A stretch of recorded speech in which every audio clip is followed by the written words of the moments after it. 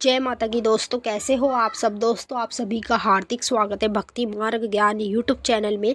तो दोस्तों आज की इस वीडियो में मैं आप सभी भक्तों को बताने वाली हूँ 12 में से एक भी संकेत दिख रहे हैं तो काली माता आपके तीसरे नेत्र पे विराजमान है। जी हाँ भक्तों, जो हमारा तीसरा नेत्र होता है ना, ये जो हमारी दोनों आँखें हैं, हमारी आँखों के माथे की तरफ जहाँ हम तिलक लगाते हैं वहाँ हमारा तीसरा नेत्र होता है।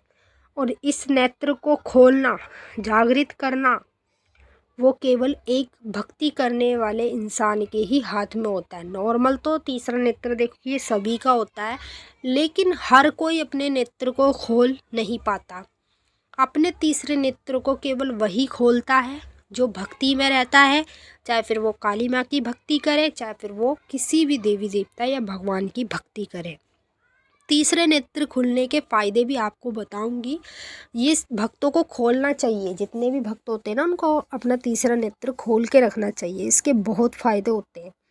अब मैं आपको इस वीडियो में 12 ऐसे संकेत बताऊंगी जिस संकेत से आपको पता चलेगा काली माता आपके तीसरे नेत्र पर विराजमान रहती है।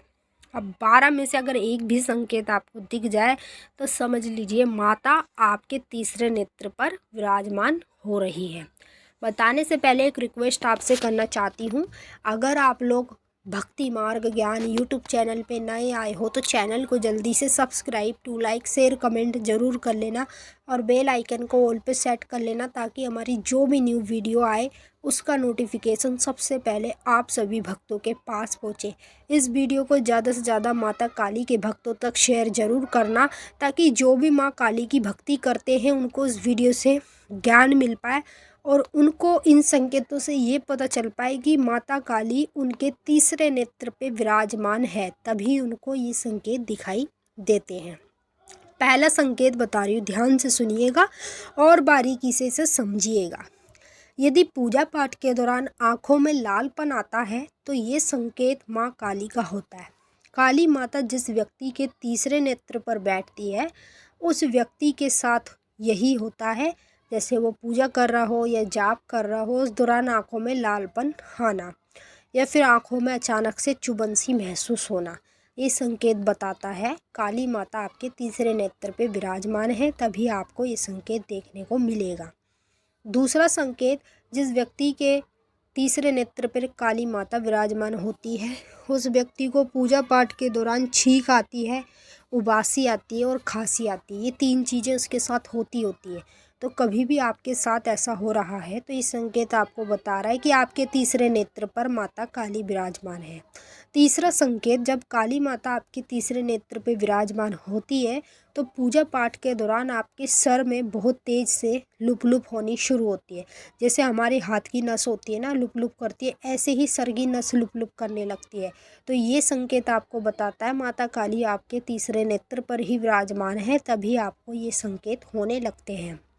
चौथा संकेत, जब काली माता अपने भक्त के तीसरे नेत्र पर बैठती है तो अचानक से उसकी जो पैरों की एड़ी है, एड़ी की तरफ, पंजों की तरफ नहीं, एड़ी की तरफ अचानक से पूजा पाठ के दौरान या जाप के दौरान दर्द होना शुरू हो जाता है, जो ये संकेत आपको बताता है कि माता काली आपके तीसरे नेत्र पर बैठी है। उसी के कारण आपको इस तरह के संकेत दिख रहे हैं।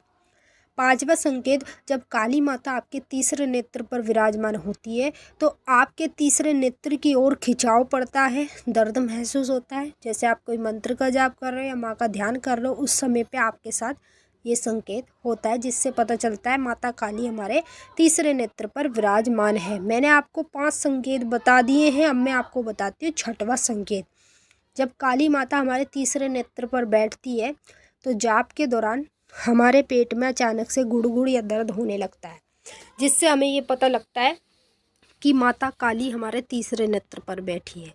7वां संकेत, जब काली माता हमारे तीसरे नेत्र पर बैठती है तो अचानक से पूजा पाठ के दौरान हमारा शरीर हिलने लगता है, चाहे फिर हमारे पैर हिल जाएं, चाहे हमारे हाथ हिल जाएं, चाहे हमारा सर हिल जाए या पूरा शरीर ही हिल जाए। ये संकेत आपको बता रहे हैं माता काली आपके तीसरे नेत्र पर बैठी है, उसी के कारण आपको ये संकेत बार बार देखने को मिलेंगे। 8वां संकेत, जब काली माता हमारे तीसरे नेत्र पर विराजमान होती है तो पूजा पाठ के दौरान अचानक से हमारी रीढ़ की हड्डी में दर्द होना शुरू होता है। जब रीढ़ की हड्डी में दर्द होता है तो उसके साथ साथ हमारी गर्दन में भी दर्द होना शुरू हो जाता है। तो यदि आप अपने अंदर ये संकेत देख रहे हो तो इससे आपको ये पता चलेगा कि आपके तीसरे नेत्र पर कोई नेगेटिव एनर्जी नहीं है।